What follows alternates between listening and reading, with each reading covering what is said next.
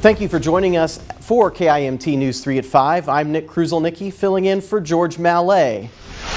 We start this evening with the state of Minnesota, now experiencing one of its worst droughts in history. According to the report by the National Drought Mitigation Center, extreme drought conditions increased by 7%.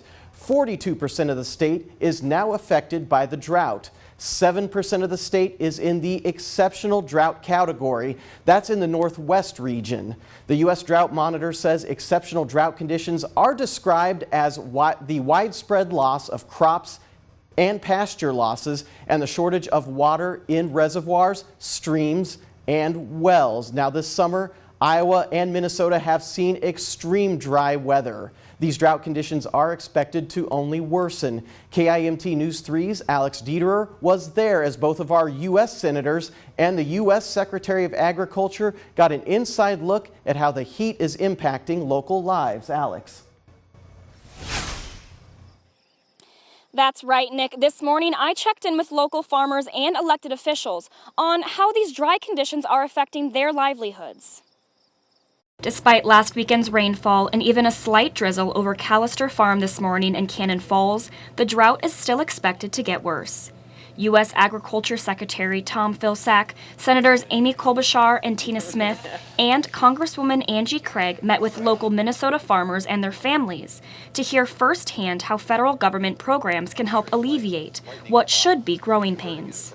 There's the long-term game where we've got to make some major changes to the programs, but there's a short-term here and now because we want to continue Minnesota's preeminent ranching and the work that we do and how we get food to the rest of the world. Secretary Vilsack said he is committed to working with local farmers and lawmakers to approve additional aid for agriculture and the livelihoods of farming families. That if we're serious in this country about climate, if we're truly serious about it, we really think we have to reduce our carbon footprint.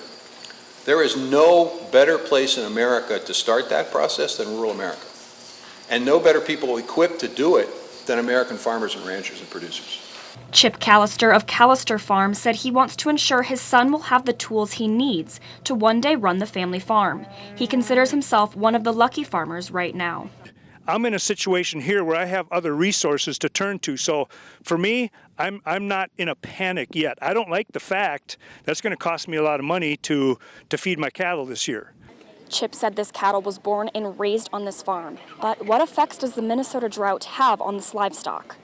But we also have the now, and the now is right there in what you hear from those cattle.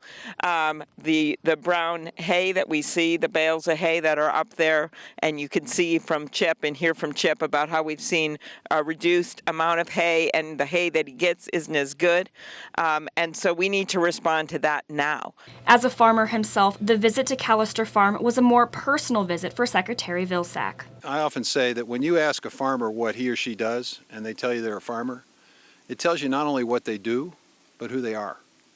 And when that gets threatened, it's really emotionally incredibly stressful and difficult. Secretary Vilsack said this morning that he can assure the people of Minnesota that the federal government will not allow these individuals to lose their family farms.